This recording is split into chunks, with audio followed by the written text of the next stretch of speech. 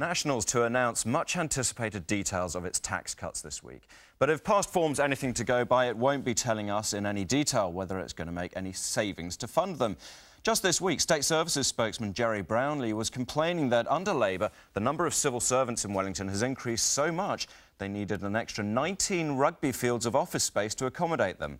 At the same time, figures out last week showed that nearly 4,000 public servants earn over $100,000, with some top bureaucrats earning over $500,000. Surely it's time to stop the binging in Wellington. Mr. Brownlee joins me from the affluent capital. Good morning, Jerry Brownlee. I just want to start off by asking you what you think of that report into state sector salaries this week. Well, I think it confirms what's been suspected for a long time, that the state sector is pushing the private sector into salary sense. But, you know, the issue is perhaps not so much the salaries, although I will concede they are very, very high compared to many other sectors in the country. But it's about the value that we're getting out of our state sector and the question about whether or not all of the work they're doing is necessary for government to function smoothly to make a difference in people's lives. Well, the first thing I want to pick up on is you're saying that the state sector salaries are pushing the private sector. The government would argue it was the other way round. They're having to pay to keep it up in pace, effectively, with private sector salaries. Well, that may be what they're arguing, but the private sector will argue exactly the opposite. So you go around a bit of a circle there. The real point about all of this, though, is what is the value we're getting for that money? All right, so what would National do about this? Firstly, let's talk about numbers. Well, the first thing we've observed is that in the last 9 years, the number of core bureaucrats who are based in Wellington, effectively, so these are not nurses, doctors, policemen, prison officers, customs officers, all the rest of the people, social workers, etc., who work on the front line, but people who are in back office, that number has increased from 26,000 to somewhere around 36,000 inside that 10-year period. And we think that it's time for there to be a lid put on that, for there to be a bit of a cap on the core bureaucracy, while there is a greater focus on frontline services. So the cap would be at 36,000? The cap will be at whatever the level of state service is, should we be elected to office in November. So it's going to be a freeze. So there's going to be a freeze on hiring, effectively, by a national government when if they come to power. We'll want to work through the State Services Commission to organise redeployment programs and other such, so that government initiatives don't fall over where they're absolutely necessary.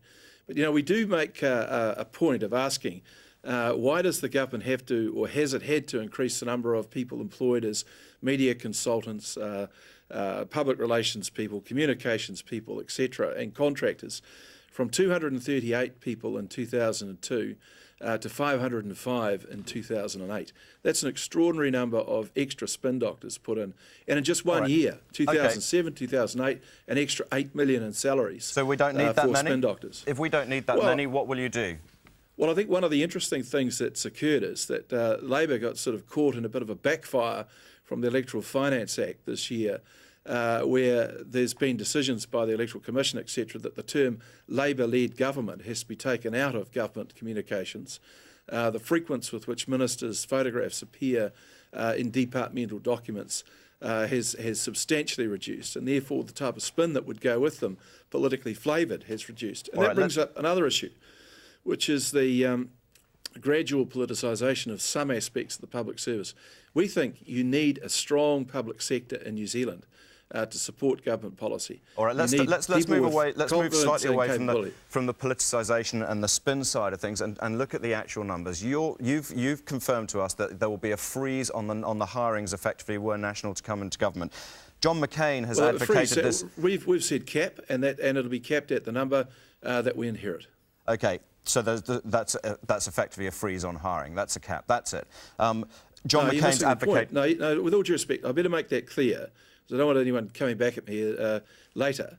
There will be redeployment within the public service, little doubt about that. But the numbers won't grow. That's not a freeze on hiring, that's a cap on numbers. All right, because John McCain's advocated this in the US as well, and also maybe even a freeze on salaries. What about salaries?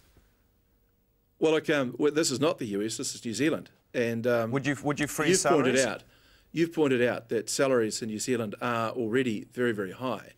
But we've made it clear that New Zealand does have a growth problem. We do want an economy that grows, and John Key has repeatedly said that one of the problems we have in New Zealand is that incomes are too low measured against the cost of living. So we want to do something about that. So introducing a salary freeze is not part of our policy mix. So incomes are too low. Are you talking about our public servants here?